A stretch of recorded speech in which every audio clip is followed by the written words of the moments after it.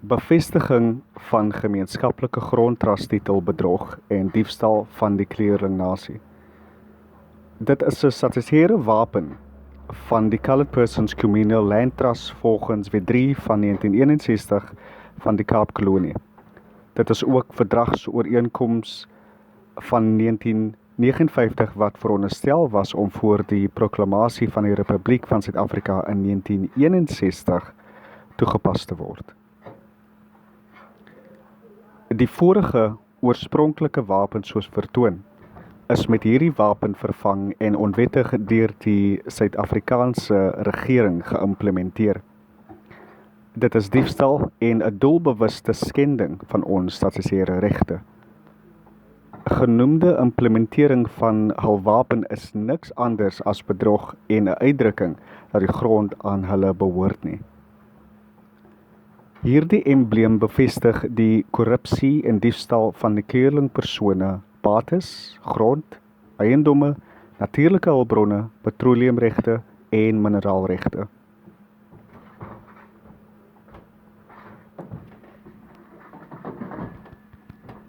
Transformasie van sekere landelike gebiede Wet 94 van 1998 agtergrond hiermee oor die konsepbesprekingsdokument deur die ANC regering die tussentydse grondwet, Wet 200 van 1993 het bepaal dat eiendomme in die Suid-Afrika Ontwikkelingstrustgebiede sowel as ander grond wat in trust gehou word deur ander 3 kamerowerhede oorgedra moet word aan die trusteeskap van die minister van Grondsake. Dit het 23 landelike gebiede ingesluit onder die administrasie en trusteeskap van die Kleerlinghuis van Verteenwoordigers geleë in die Noord-Kaap, Wes-Kaap, Oos-Kaap en Vrystaat. Die statutêre geskiedenis van hierdie gebiede dateer terug na 1909, alhoewel die gemeenskappe wat nou op die voormalige reservate woon in 'n aantal gevalle hul besetting van hul grond tot voorkoloniale tye kan herlei. Die staat het trusteeskap verantwoordelikhede oor die gemeenskappe en hul grond aanvaar. Welke grond verkry is deur oorspronklike titel, volsla aankoop of aankoop via 'n sendingkerk as tussenganger. Hierdie gemeenskappe het oor baie eeue hul interafhanklikheid getoon en het hul eie plaaslike kulture. Onder Unie en apartheidsadministrasie is die gebiede deur die Departement van Naturele Sake en later die Departement van Breinsake beheer. Die 1909 wet het verskeie weergawes ondergaan en in 1987 het die Wet op Landelike Gebiede 9 van 1987 in werking getree. Artikel 25 van die finale grondwet beklemtoon die noodsaaklikheid van grondhervorming en vereis dat die bepaling ingestel word om verblyfsekerheid te verskaf.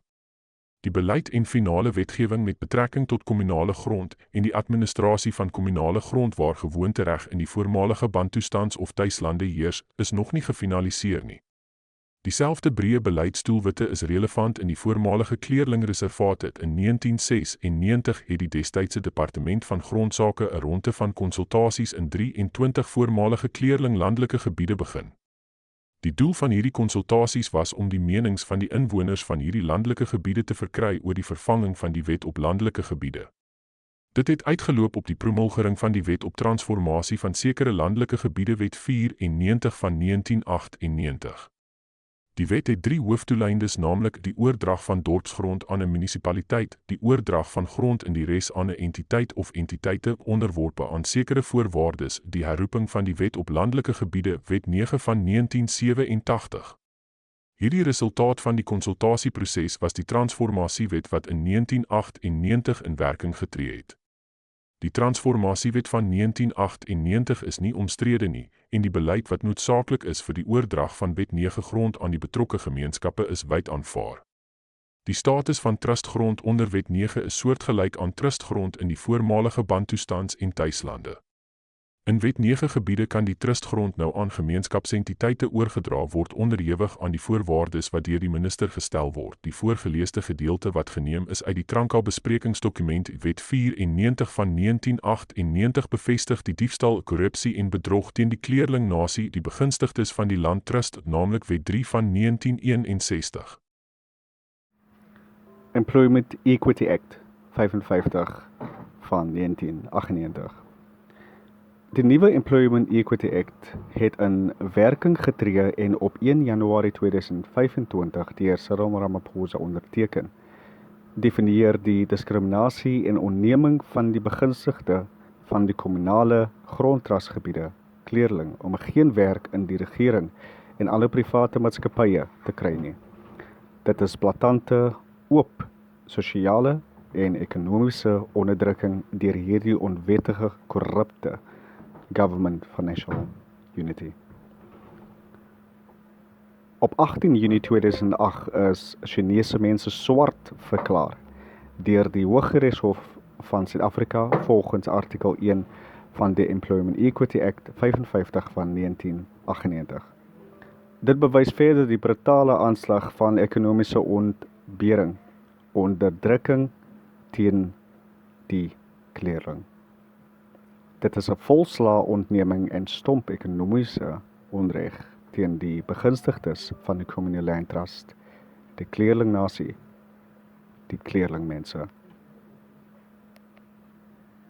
Die uitvoerende raad van die kleerling-administrasie is in gevorderde stadium van regsaksie teen die regering insake die korrupsie, diefstal en landtitelakte bedrog. Ons doen 'n beroep op alle kleerlinge om ons te ondersteun met 'n massiewe bevrydingsoptog te Kaapstad. Die datum van die opmars sal binnekort bekend gemaak word.